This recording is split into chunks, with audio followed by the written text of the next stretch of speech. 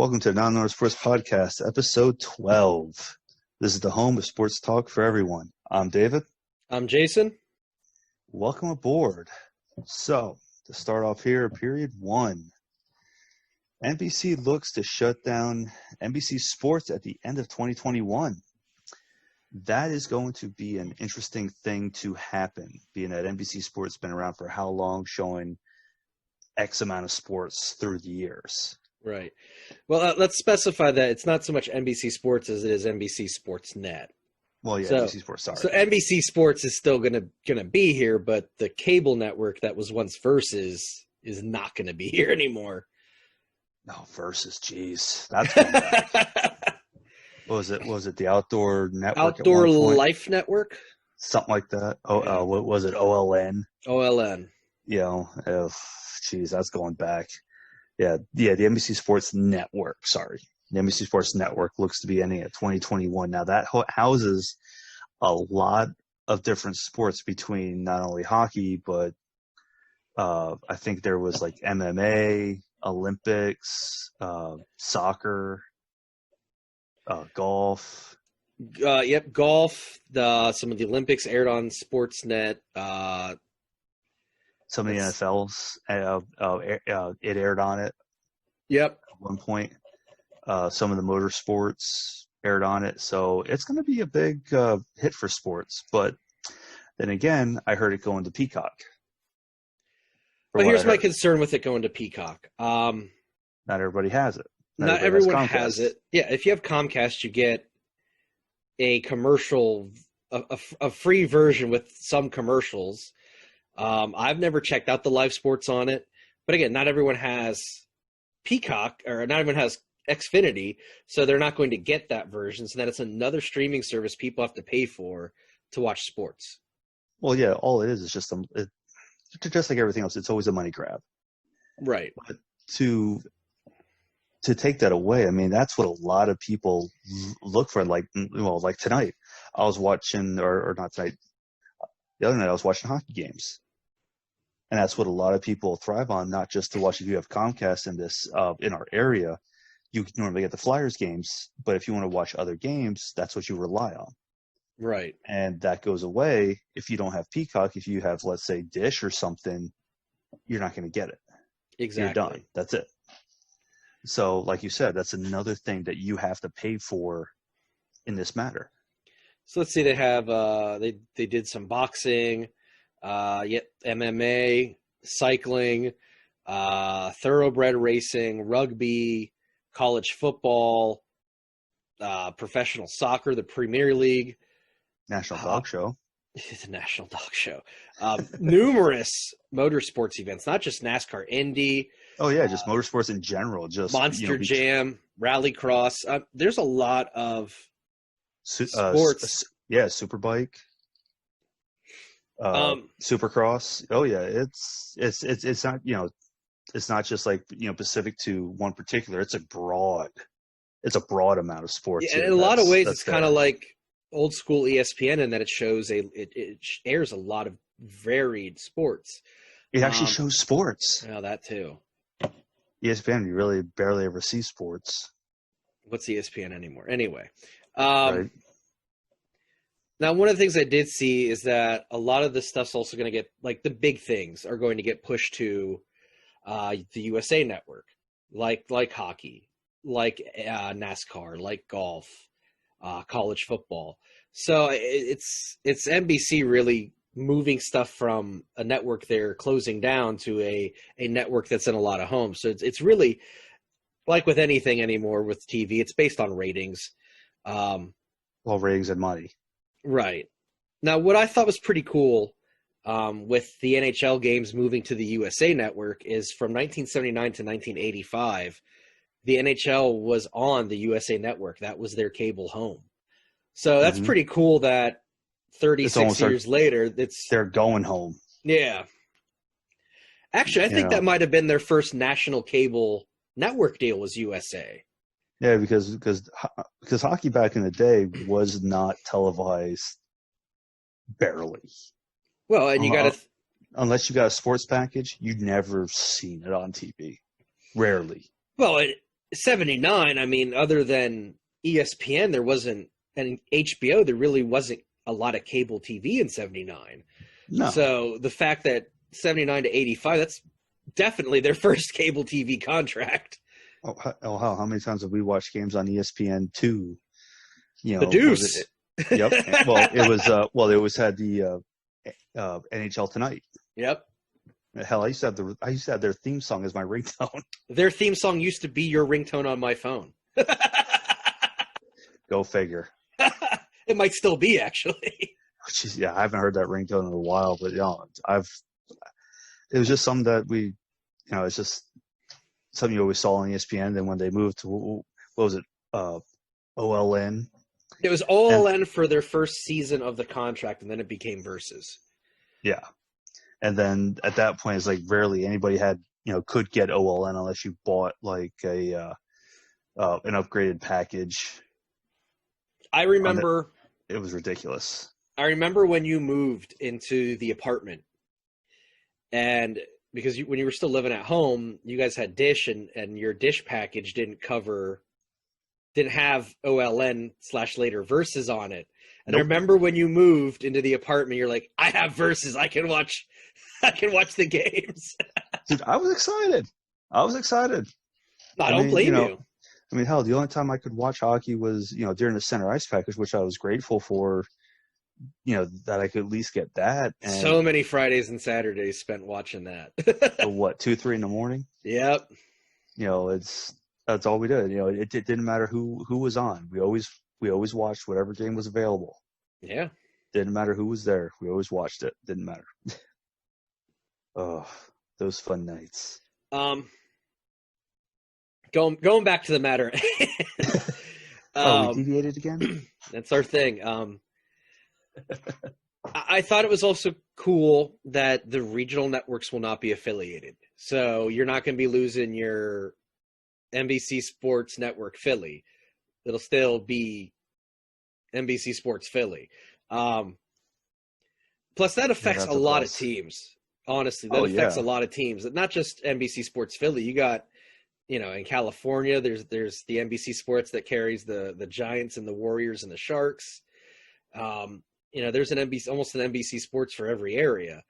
And if it was a complete elimination of that, well, a lot of people would be pissed off. Oh yeah, without a doubt. Especially two right here.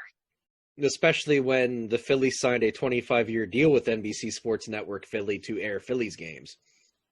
Right. I mean, you try to get the Phillies, just the MLB package, and the Phillies, good luck on watching any of those games locally because they'll be blacked out. Nope, and I will own up to before we had Xfinity, I used Cody to watch Phil's games. Hey, if it worked, it worked. Yeah, may not be the most legal thing, but it worked. Hey, it worked, didn't it? But no, yeah, I mean, with NBC Sports Network, I mean, it's just like it's one of those things where there's always going to be mixed feelings on it, just because of what people have now, and like we said, with people going, with it going to Peacock, people may not have Xfinity. People may rely on the NBC Sports Network to watch whatever games, whether it be hockey, soccer, cycling, whatever. And if that goes to Peacock, like we said, a lot of people don't have it. Some people in our area can't even get cable. Look at my parents, where they live. They have to have a dish. Exactly. They can't even get cable at all. So that basically screws them over if they want to watch something off of NBC Sports Network. So, and talking of the bittersweetness of this channel going away, let's not act like cable TV sports isn't flooded with channels. I mean, oh no, it's flooded everywhere. It's just a lot of people rely on that. Let's see, you got ESPN, ESPN2, ESPN News, ESPN University, NBC SportsNet, CBS SportsNet. Then you have the sports Fox FS1, good call, FS2, NHL Network, NBA Network, NFL Network, MLB Network, Red Zone. Red Zone's such a ripoff. I love it, but I can't justify $10 a month on it. But it's still there. But I mean, that's there's just so many out there. The main there's ones. So much out there. That's not even regional ones. Oh yeah, there's so much out there yet. Who knows? Between, like we just said, the NBA, the NHL network, the NFL network, Red Zone, the MLB, FS1. Well, not just Philly Sports, Philly Sports Plus. Yep. It used to be the Comcast network. So there's also that too. So there's a lot of different other sports out there, but like we said, who gets what? Oh, is ESPN Classic still a thing? I don't know. I don't think so. I don't think it is. I used to like that. Yeah, that was always good to watch the old classic games on. But I think the only ones that are really out there for ESPN are the regular ESPN, ESPN2, ESPN News, and ESPNU. That's really it. Crazy. Yeah. And sometimes they don't even show sports on those. Nope. I should say sports highlights or what they used to. Now it's all documentaries and... Well, hey, you know what? Those 30 for 30s are awesome. They are. I have to admit, they are nice. That could be a whole third period topic, or is our favorite 30 for 30s. I love those. Oh, those were always, those were fun to watch, especially the good, a lot of the interest ones that in sports we like to watch and things like that. There are ones for stuff that sports I don't like to watch that I sat and enjoyed. What? We're totally deviating and whatever. That's what we do on the show. Shocking. Anyway. I really liked the one about the Baltimore Colts band because it was such an interesting topic. I don't think I got to watch that one. It's one of the very first ones. So basically, the Colts obviously left Baltimore in the middle of the night in '84. The band still stayed as a band, and then now they are the Ravens band. Hey, if it works. It's pretty cool. These people still did the Baltimore Colts band thing, even though the Baltimore Colts weren't even there. Yeah, Baltimore Colts has been around for who knows how long. My lifetime. Right? Literally my lifetime. I mean, I think the only one I really watched for the 30 to 30 was the King's Ransom. Well, that's a good one. Which was about when Wayne left Edmonton. And that was a good one. That was, how, because a lot of people don't realize what was behind the story, with that. Right. The one about fantasy sports was a good one and how that came about. Another really underrated one was Little Big Men about the 1980s U.S. Little League World Series championship team. I forget where they were from. I want to say Washington. And it was about them. And that was a pretty cool one. Oh, that would be a good one. There's so many. They've been doing 30 for 30 since way past 30 years at ESPN. So they were past 40 years at ESPN and they're still doing them. Oh, yeah. At this point, yeah.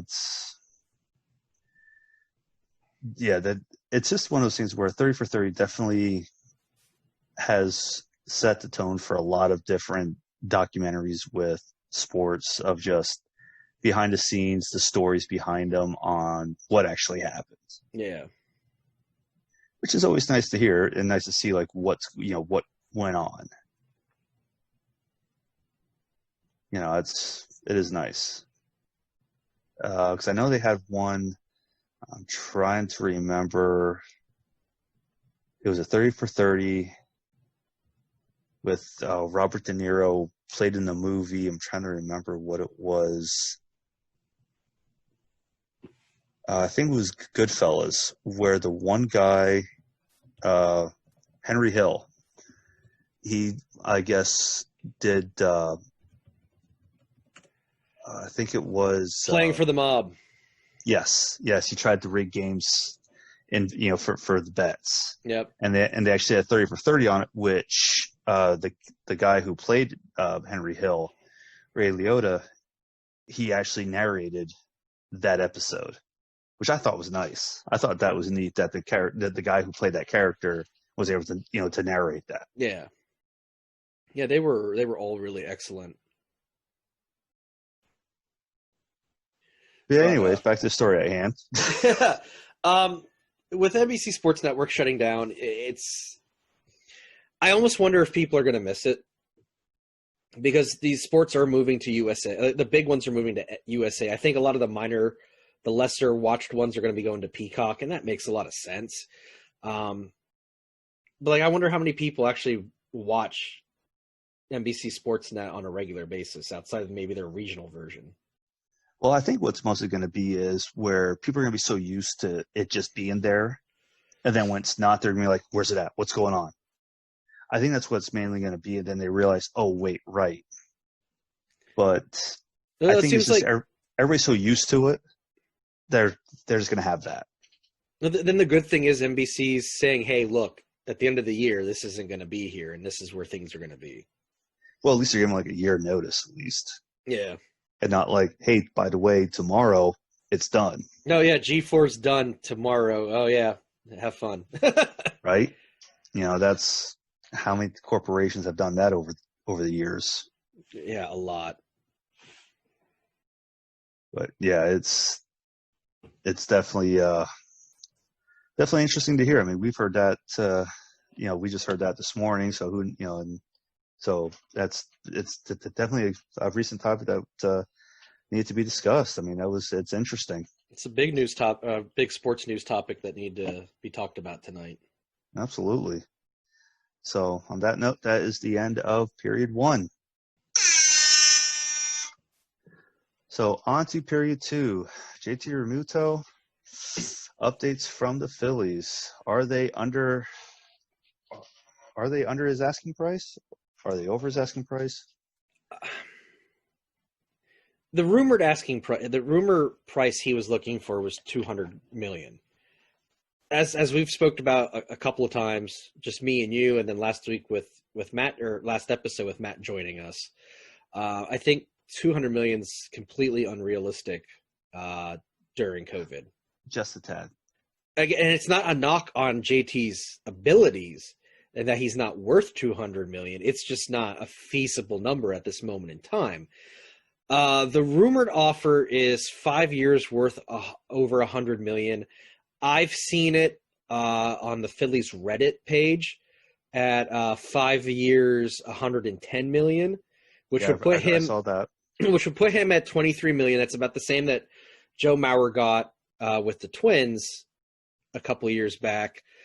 The rumor I'm also seeing is that he will take $120 million for 5 years with the Phils. That would then put him $1 million a year more than what Joe Mauer got a year. So that put him at $24 million. He would then be the bar price-wise for a catcher.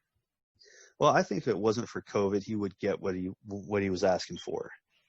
I think if it wasn't for COVID, he would have got it, because right now, I mean, there's no fans in the stands to get that revenue up, which hurts a lot of. Well, you have some stadiums, some teams that's their, this is their normal, no fans in the stands.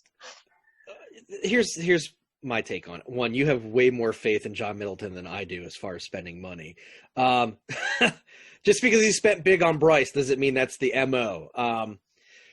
Two, I don't buy a lot into the whole teams are struggling when they're owned by billionaires after one season without fans, yet merchandise sales were still good and the players took a cut in pay for the season.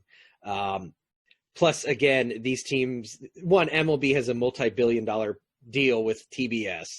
Two, the Phillies themselves have a multi-million-dollar deal, almost billion-dollar deal with Comcast or Xfinity, Universal, NBC, whatever you want to call it, for NBC Sports Phillies deal. So it's not like the Phils are really hurting for money. But again, 200, it's not going to sit well with the fan base right now at this point in time when some of the fan base may not even still be working. Agree. That said, I honestly think JT's probably going to stay a Phil. The reason being his market shrinking. The Mets snagged a catcher early on. The rumor was that the Blue Jays were looking at JT, and it came down to JT and signing George Springer this past week. And they signed George Springer to a 6-year deal worth $150 million. So that JT Realmuto money is not there anymore, which now that's another team not looking at him. The Yankees were rumored to be looking at him. They just signed LeMahieu to a new deal. That's another team out of the JT Realmuto hunt. Really the Phils are the best place for him at this point. It's a place he knows. It's a place he likes to play. And no one else is offering money to him but the Phils. Well, I heard that the Braves were looking at him, but that was considered a long shot at this point.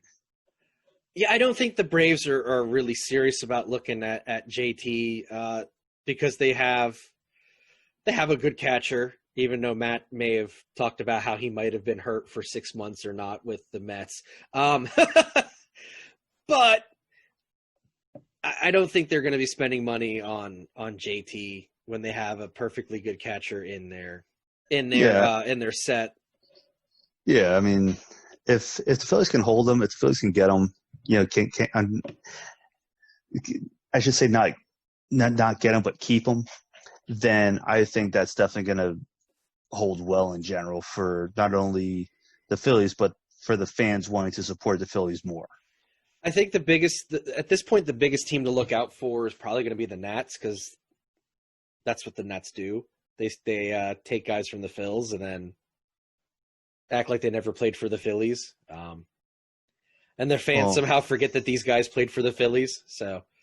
Well, it just seems like a Philadelphia thing too. I mean, you have players who leave Philly, they go on to prosperous careers. I mean, look how many Phillies, not just the Phillies in general, but the Flyers going on to other teams, winning Stanley Cups. No, guys from the Eagles went to the Redskins, or I'm sorry, the Washington football team. Right. I got to get used to saying that. Right? You got to be politically correct. No, that's the team name. They're the Washington football team. That's their name right now. Well, that's a whole other can of worms. But you know what though? Jason Worth won a World Series with the Phils, and he didn't with the Nats. So, right? You don't want. We don't want me going down this road. We'll lose listeners because of me. I have very strong opinion on Nats fans. Really, you do? Who would have thought? Well, I'm just saying they were probably Orioles fans before the last 15 years. Probably. But not just in general. Like anytime a player leaves, like let's say the Phillies, the Flyers, a lot of times the Eagles, go on to different teams that have prosperous careers. Oh, the Philly curse. Exactly. Well, look at Nemo Timonen for the Flyers. She went to Chicago, won the Stanley Cup. The Los Angeles Kings. I think it was back in. Well, when were the kids born? 2011 to 2012 season when the Kings won the Cup. How many Flyers were on that Stanley Cup team? So for me, one of the big ones to think about is Reggie White. He was a Philadelphia Eagle. He won Super Bowls with the Packers. I mean, it only happened one time in reverse where players came to Philly and then won a Super Bowl, and that was when. What about Pete Rose coming to the Phils and taking them, being part of that '80s World Series team? Yeah, it definitely. It's just weird. I mean, it's just. I don't know. Like I said, a Phillies curse. Yeah, but there's been plenty of times where that reversed as well. So let's not act like it's a total curse. No, but it happens a lot. Exactly. It just feels like it happens more with players going from Philly outward than it is from teams coming to, players coming to Philly. Right. But, I mean, don't get me wrong. I mean, JT was always, he's a hell of a catcher. JT's an elite catcher. Let's be honest about it. I mean, he's the best catcher right now in the game. He has. I mean, in my opinion, any other year, any other time other than what's been going on, Phillies probably would have not hesitated on giving him what he wanted. That's my hesitation. That you're not hesitating. That's my thought on that. No, I agree with you on that. They probably wouldn't have hesitated whatsoever. Just like when they went after Bryce. Well, there was some hesitation on that because it really came down to they were either going to sign Bryce or, oh my God, I just blanked on his name. Oh my God, he played for the O's and now he's a Padre. Shoot, this is going to bother me now. You're going to have to talk because I got to look things up now. Oh man, this is going to just continue talking. Is this bugging you that much? Yeah, because I got to get the name right. Right? But no, I think a lot of teams, I don't see him going to the Yankees. I don't see him going to the Mets. I don't see him, I didn't see him going anywhere like of that nature. Manny Machado. Machado. There you go. Yeah, he went around. He's a choke artist, according to one of my old bosses. My one old boss, Will, is a diehard O's fan, and he absolutely could not stand Machado. That's funny.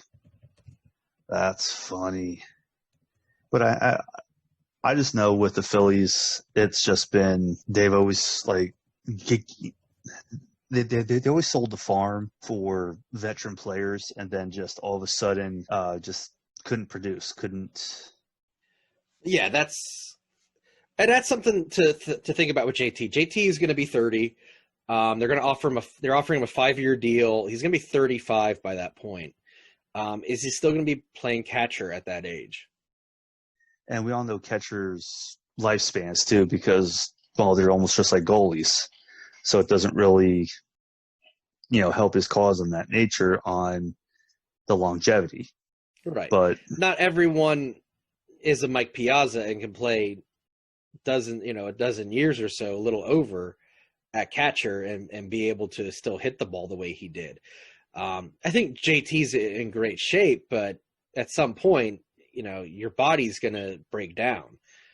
Yeah, Father Time catches up to you quick. Especially when you're in. It's also you're in that type of position. You're always in that catching form. Your knees are the first thing that goes out. Right, and it's while I miss collisions at home plate. They're exciting as a fan to watch. I understand for the longevity sake of the players' careers, the removing it from the game is good for them. So I think that will elongate catchers' careers by not being Ray Fossey'd by Pete Rose at home plate. Right. That was a hell of a collision. Okay, so Pete Rose was obviously nicknamed Charlie Hustle for a reason, but it was an all-star game. There's no need to kill Fossey's career for an all-star game. Well, Pete Rose is always was that competitive person. That an egomaniac. Yeah, put it nicely. Sure, why not? But he was always that competitive person, and didn't matter what the situation was, whether it be an all-star game or a regular game, he always gave everything he had. That's true. So, did he need to do that during an all-star game? No. It was not necessary. But knowing Pete Rose of how he played, total sense. It's like you almost expected it of him. And if you didn't see it, you would question it. True. That's the thing. So if you didn't see that type of hustle, that type of competitive, that competitive play, you would question him like, hey, what's going on? Even though it's an all-star game, you would still question it, because even though it's an all-star game, you're questioning him on, hey, he's letting up. Is he getting old? Is he getting not to be able to play anymore? Considering he played another 15 years after that.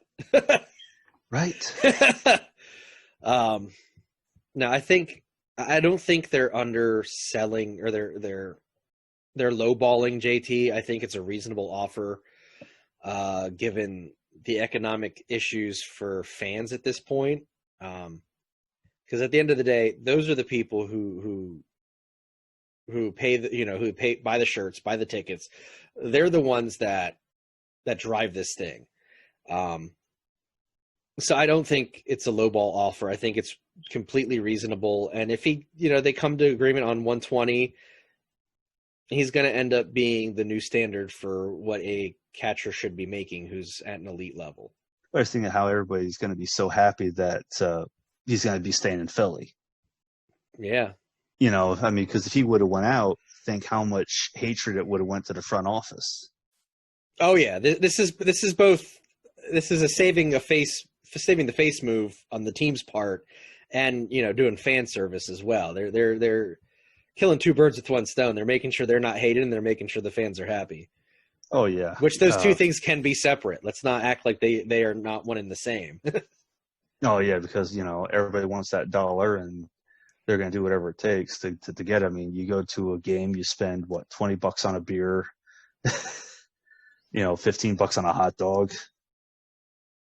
Yeah, I think the last time we went, I spent $10 on a souvenir cup size Coke Zero and $10 on a cheesesteak. So yeah, and I don't know how much I spent in beer and for crab fries. I think we evened out price wise. Actually, I think it was about the same. Probably. I mean, was it fun? Hell yeah. Oh yeah, we had great seats too. Oh yeah, especially in that rain, we still sat in them. I'm not. Look, I barely have ever sat close at a base at a an MLB game, but I thought those seats they were a great view. We were first baseline. We could see the entire field. No one was super far away.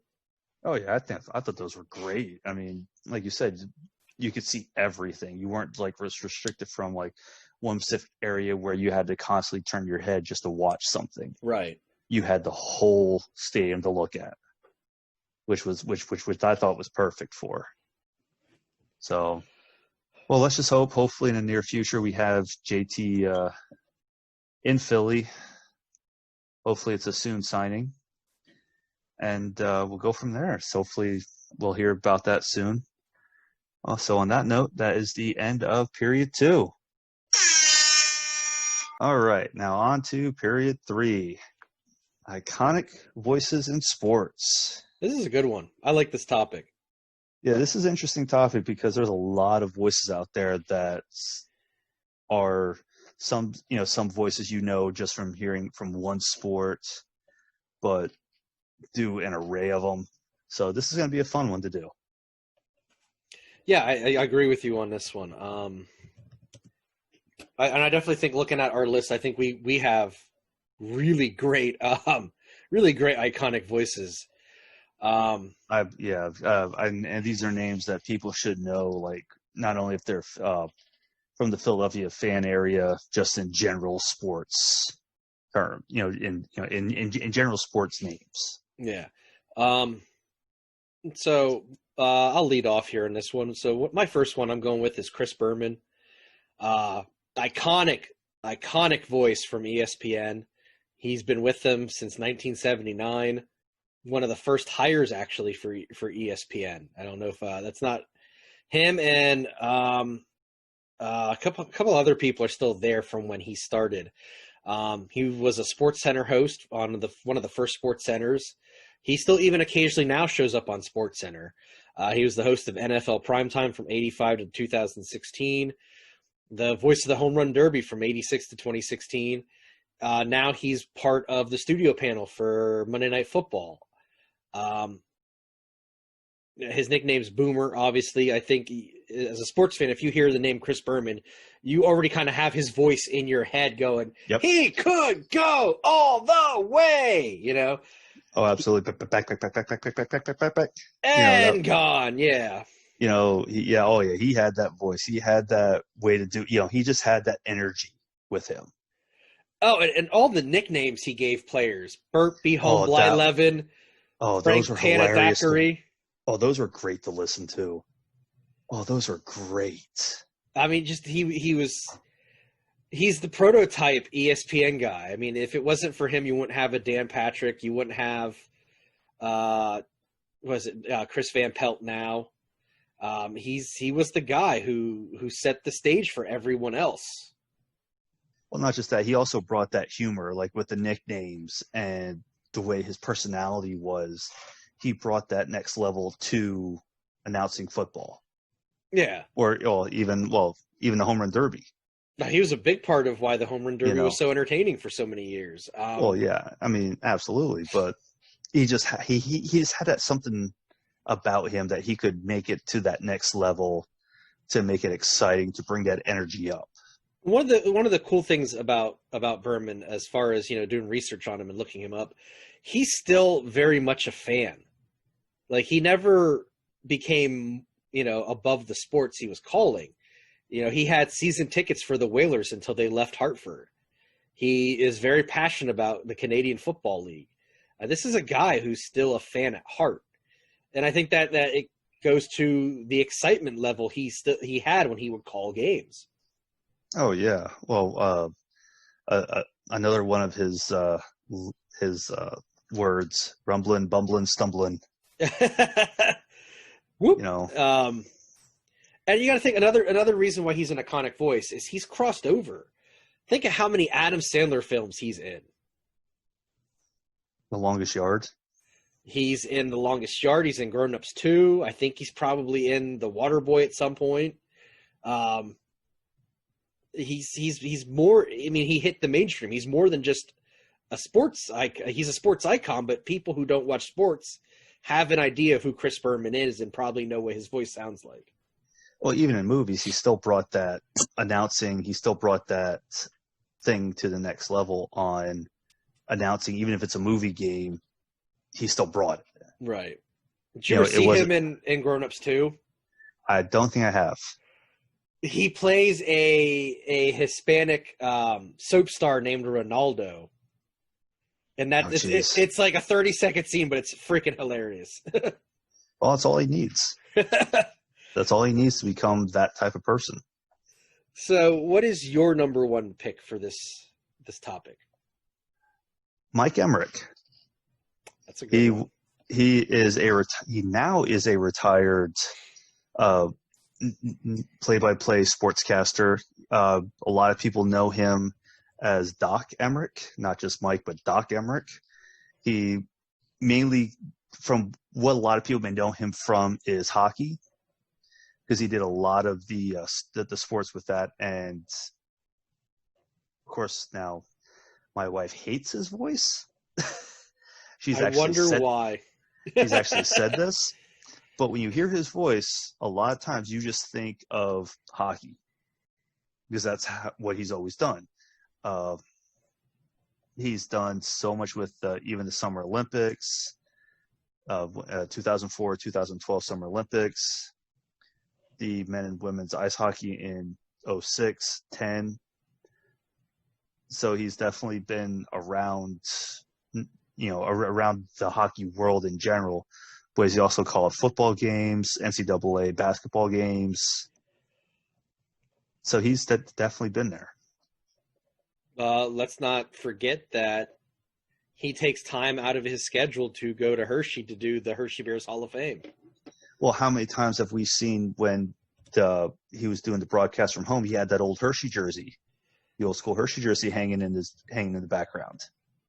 So I thought this was pretty cool about him, the fact that he loves the sport so much that he has jerseys from different minor league teams. I mean, obviously he clearly is passionate about the Hershey Bears based on him traveling to Hershey just to MC their Hall of Fame ceremonies. But he loves minor league hockey so much he has jerseys from other teams.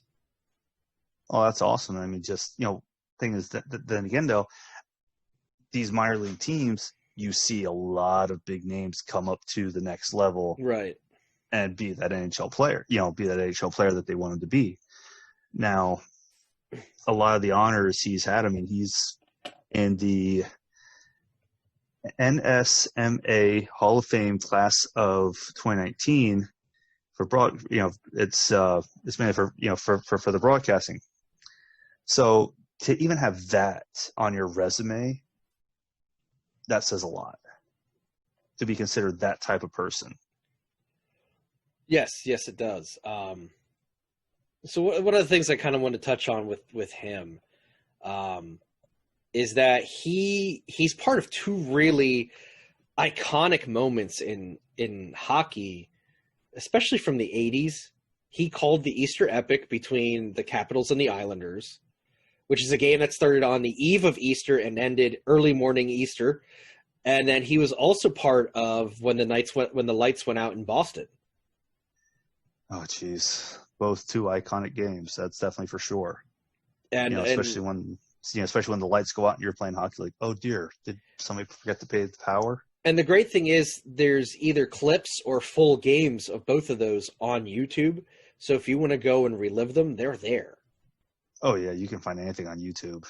And how, especially for me, with the night the lights went out in Boston, how he was able to convey to the people still watching ESPN when the game went black everything that was going on. He was updating them on every piece of information they had on what was happening at that moment, if the game was going to be played, if it was going to be postponed, why was it going to be postponed. He did a great job switching from sportscaster to newscaster at the drop of a hat. And that spoke to me highly of his abilities. Oh yeah, when you can do that, I mean, that says a lot about what you can do to bounce between being that broadcaster and being that being that newscaster, to kind of keep everything into to one big thing. And to me, that's a rare air that he's in with other sportscasters. There's only so few who can do that transition when real life happens. Oh yeah, I mean, here's the thing though. I mean, he must love the sport that much, just sports in general, not just hockey, but sports in general, with everything, to be 74 years old and still doing what he was doing. Agreed. I mean, come on now, that's really, saying a lot for him to love what he's doing. Just like Chris Berman, the love of what of who that of just doing what he does, whether it be hockey, football, whatever sport that he does, that he was doing. He just put that passion into it. He put that love.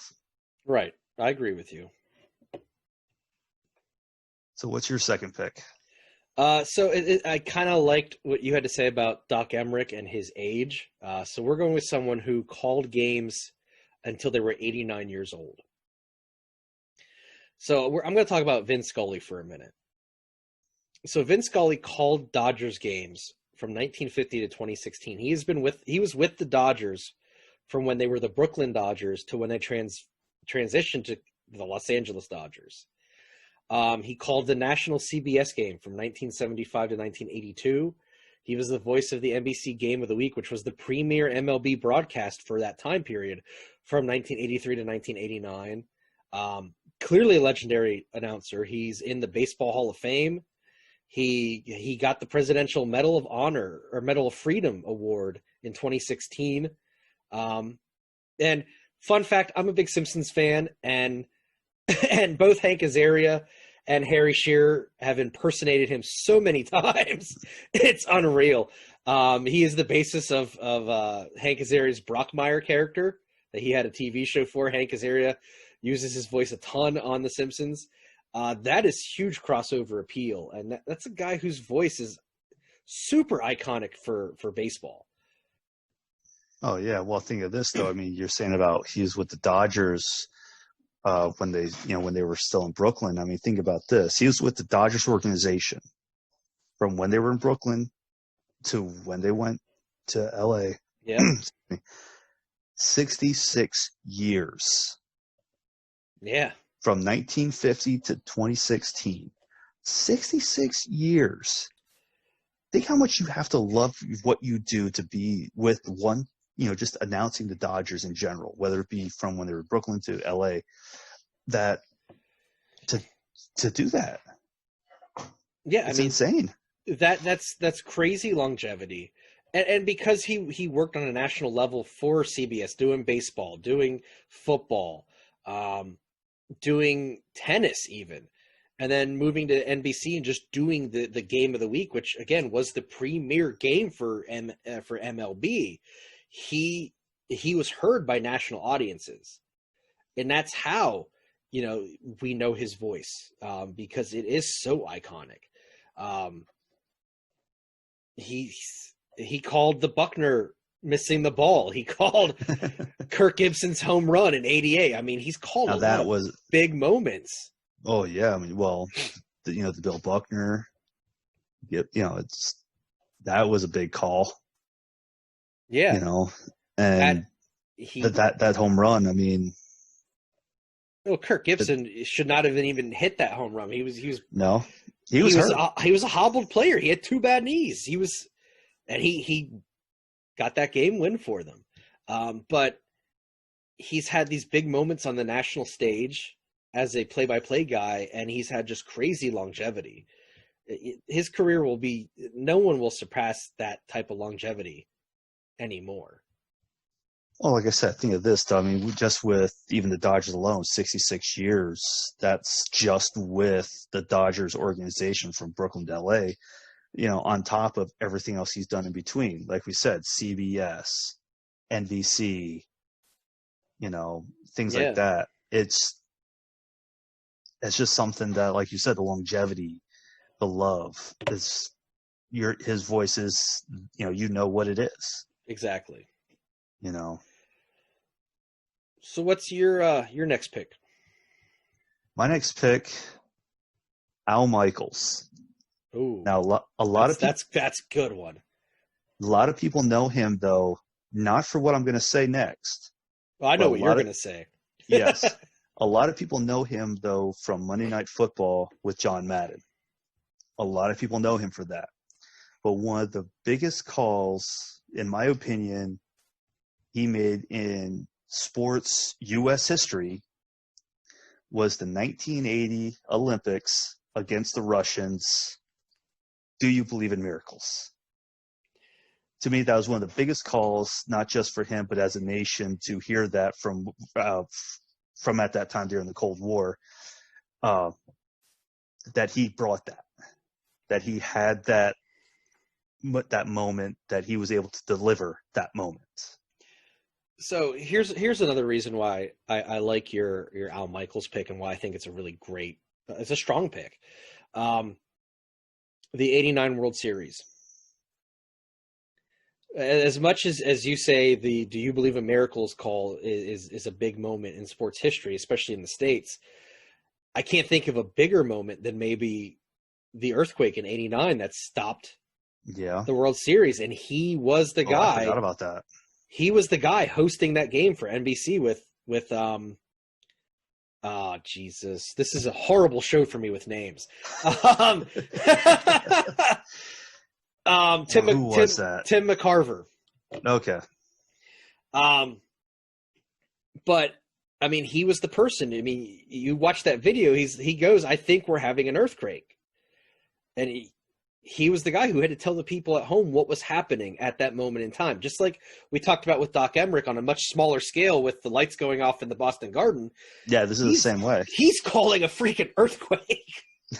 And he transitions immediately from sportscaster to newsman. Mm-hmm. And he's relaying the information to people. He was the guy who was talking about OJ on CNN. Or not CNN, ABC News. When ABC News cut to what was going on, he was the guy talking to them.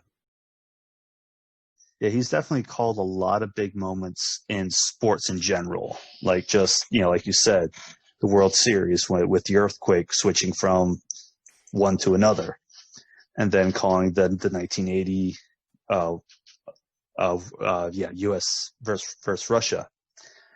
And just everybody knows him from his Monday Night Football with John Madden. What about, since he's been doing NBC Sunday Night Football, how many Super Bowls has he called? I mean, he's a legendary sports broadcaster for a reason. Oh, yeah. I mean, he's been everywhere. He's called a lot of games in general between All-Star all games for MLB, World Series for MLB, Super Bowls. hmm Oh yeah, it's NBA. Yep. He's done a couple of NBA games on ABC.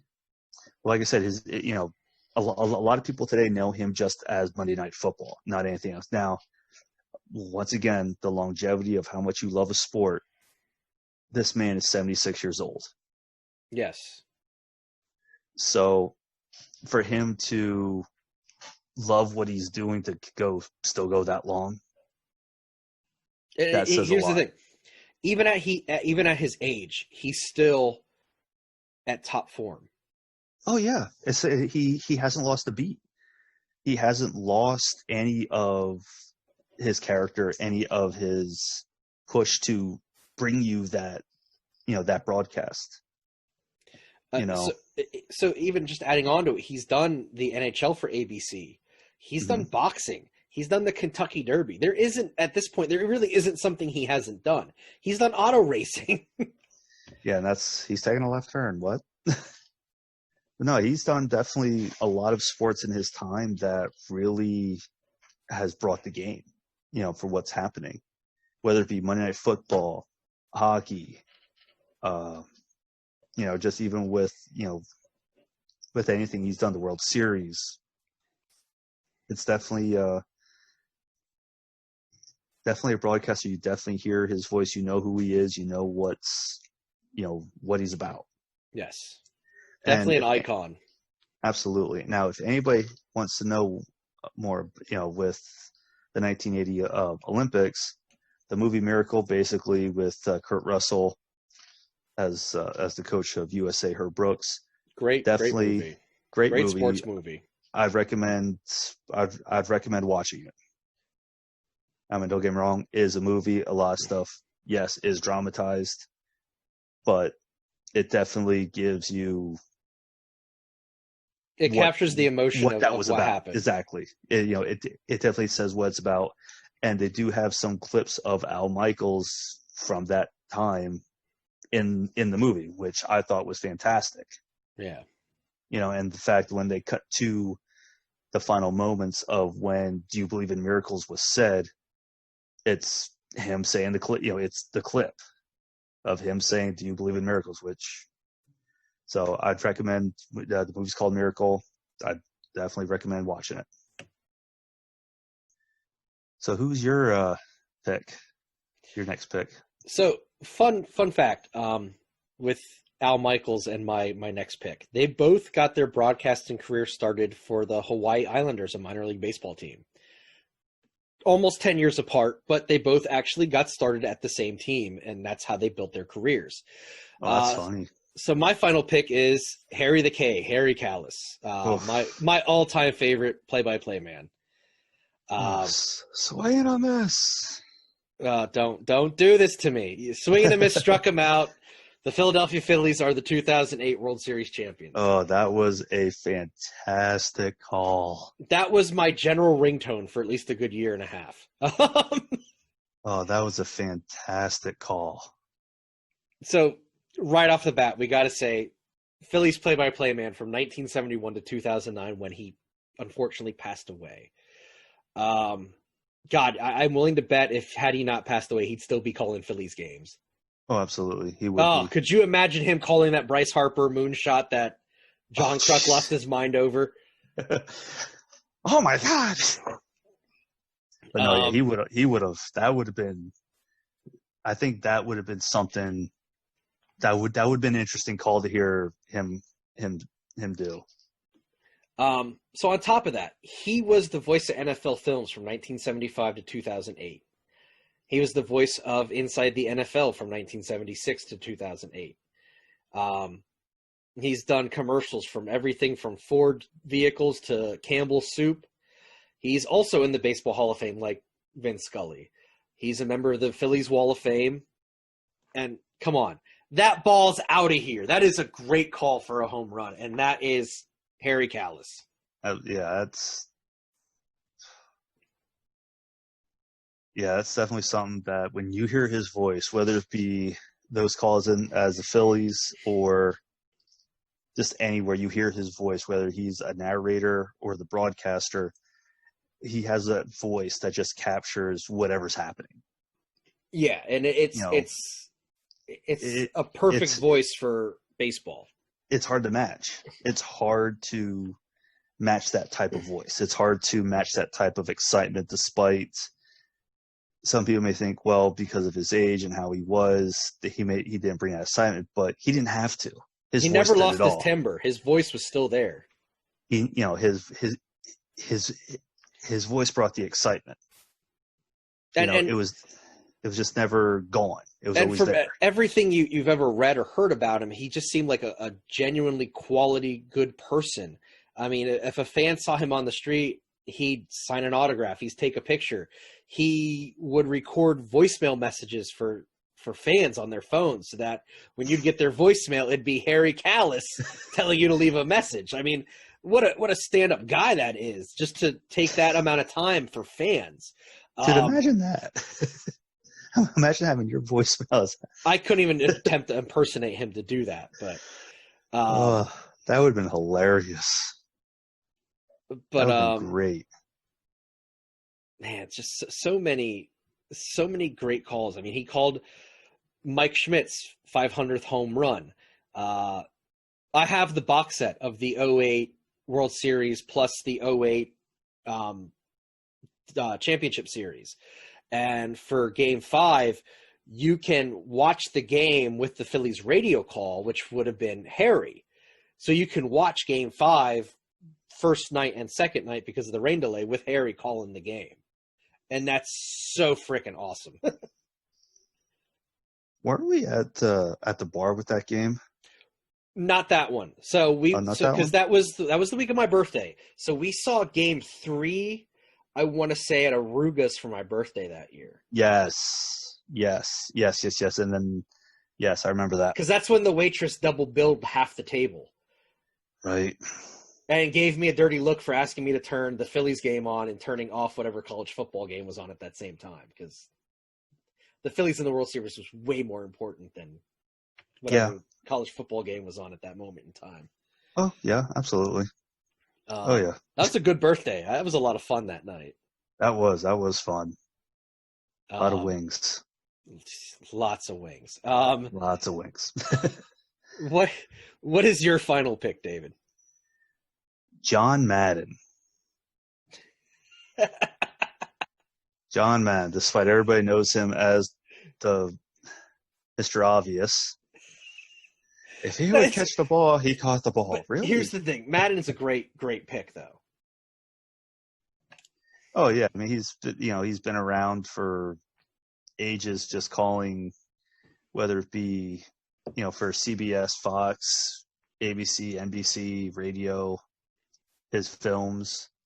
I mean, hell, when you have a video game, named after you with that, I mean, he was a hell of a coach. A video game with a 30-year run. Let's not discount that. Oh yeah, I mean, he definitely has one of those broadcasting voices that when you hear it. It doesn't matter what it's in. You hear his voice, you know who he is. He's one of those types of people. And he's another person who crossed over into the mainstream. He's in movies. He's in TV shows. Mm-hmm. Hell, an entire comedian made it a career out of impersonating him. Right. What has Frank Caliendo done since? Nothing. Exactly. He was in the movie The Replacements. He was in Little Giants. Yes, he was. Little Giants. So, I mean, he definitely crossed over, but he made it fit. Yeah. He was definitely he was obviously a very serious coach and commentator. But he had a sense of humor to him, and you clearly could tell he would be in on the joke if he was being made fun of. Like he just seemed like a good guy. Someone that even fans could relate to listening to him use his experience to describe the game. Oh yeah. I mean, like I said, he was with CBS, Fox, ABC, NBC, because he did, of course, all those football coverages from, oh geez, who knows when anymore to. I would say probably newer fans remember him for calling the games with Al Michaels. Oh yeah. But I would say his most iconic partner is Pat Summerall. I mean, when I think of John Madden, I think of him calling games with Pat Summerall. That's who I visualize. They were just a really good team. They're like the antithesis of Troy Aikman and Joe Buck. Joe Buck. Who's not on the list. Surprise, surprise. Well, you love Joe Buck. I respect Joe Buck. There's a big difference between love and respect. Yeah, no, being sarcastic. But no, Madden had a super long career, and his contract followed. I mean, it was a smart move by Fox to pick him up when they took over the CBS deal. Because, again, iconic voice. You want the iconic voice to go with your football package or whatever sports package it is. In this case, it was football. It was Madden. You want him and Pat Summerall to be the premier play-by-play guys for your big game on a Sunday. Well, his final Super Bowl that he announced was back in 2002 against the Rams and Patriots. That doesn't even seem like it was that long ago. You know, that's the thing. I mean, his last job on Fox was that Super Bowl. Jesus. Where the Patriots beat the Rams 2017. So just think about that long just with Fox. That's not including everything else he's done prior. Yep, 2009 was when he stopped. That's when Chris Collins took over for him with, oh, what a play Chris Collins is. Chris Collinsworth is, I'm sorry. Madden's final game was February 1st, 2009 between the Cardinals and the Steelers. That's crazy. And he's another one like Harry Callis who did commercials. Ace Hardware. He did. Oh, he was always for Ace Hardware. Tough Actin' Tinactin. Oh, that's an old one. Oh, wow. Another one who was in The Simpsons. And then, I'm sorry. Madden's been around since 1988, so it's 33 years it's been around. Oh, yeah. He was with Rennis Center, Toyota, Sirius Satellite Radio. And let's be honest, the Madden game is going to outlive him at some point. Oh, my God, yes. I mean, you don't want to – sadly, I mean, at some point, the game's going to continue when he's not around. So that, to me, is another big reason he's such a great pick, because that name is synonymous with professional football for any – because there's people who play the Madden games who don't even watch football. They just play the games. Oh, yeah. Well, think about this, though. They have how many sport leagues just for Madden? Yeah. And just think about it, a lot of people don't even know who John Madden actually is who play the games. Right. That's, one of those things to where they just sit on the couch and play video games all day. He's won 16 Emmys. I didn't even know that. 16 Emmys? Jeez, no, I didn't know that either. But still, I mean, that's he might be the top person for this for this iconic voices discussion, just based on how far he's reached as a person and a commentator. Well, think of this though. I mean, they also had like the all Madden teams. Yeah. That they had. So I mean, to have that named after you, I mean. So fun fact about the Madden teams, going back to last episode when we were talking about pro wrestling, Bobby Heenan was on the 1988 All Madden team. Oh, hey, there you go. There you go. Had to throw that out there. Hey, no, it's a good, it's always a good thing to throw out there just because of that transition, of everything.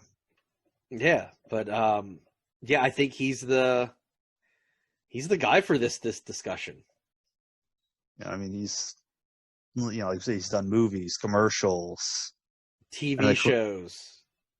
Well, like we just said, the video games will outlast him. Yeah. I mean, there's been countless times. Well, what was it? The Madden games started what, 2000? 1988. The first was it one 88? was released in 88 for, I want Oh, to say, right, the yes. Commodore 64 or the Amiga. Yeah, that's right. Yes. Because it was originally a computer game, and then it moved to 16-bit with the SNES and the Genesis. Yeah, I forgot about that. It's just normally the big popularity, was in I the would say thing. it would be come PlayStation and N64s when it really got big, but yeah. But yeah, I mean, a lot of years. Yeah. And now we're at Madden NFL 21. And it started back in the 80s. Yeah, think about this. It's been around for almost as long as we have. If not longer. Give or take a few years. If not longer. Well, I think we're older than Madden, but